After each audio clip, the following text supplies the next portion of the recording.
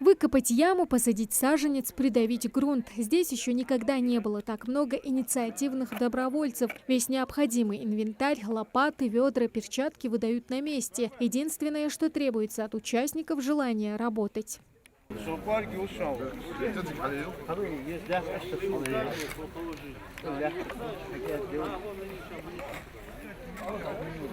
Только во дворе 5-й Икажевской школы сажают 250 саженцев ясеня и белой акации. Сотрудники лесничеств, экологи, волонтеры, школьники. Свою лепту в озеленение может внести любой желающий. Для Анзора Баркинхоева каждая такая акция особенная. Мужчина старается не упускать возможность быть причастным к благому делу. Кто-то пользуется тенью и благами, которые происходят от этих деревьев.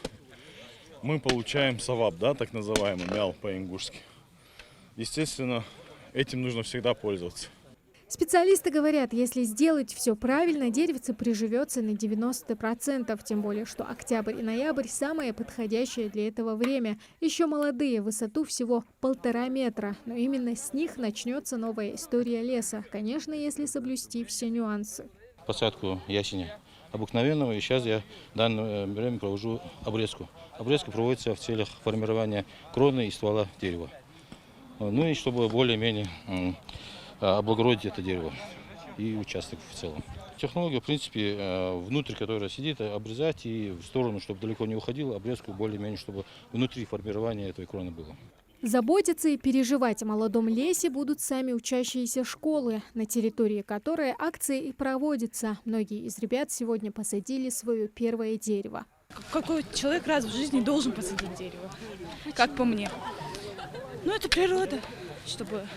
Но если каждый человек в мире посадит дерево, хотя бы одно, естественно, природа станет чище и красивее. Будем следить за ними, поливать их, ухаживать.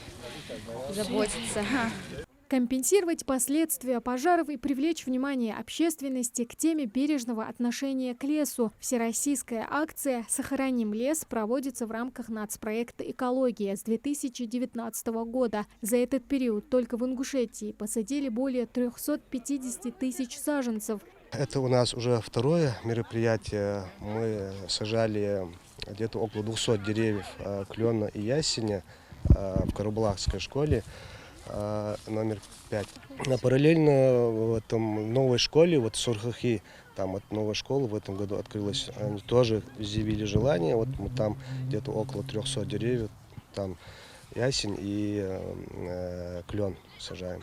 Цель на этот год – высадить 70 миллионов деревьев по всей стране. В Ингушетии цифры скромнее – 2000 саженцев клена и ясеня. Следующую посадку экологи планируют провести в Алхасты и Нестеровском. Тамара Хашагульгова, Мухаммад Яндиев, Магаз 24.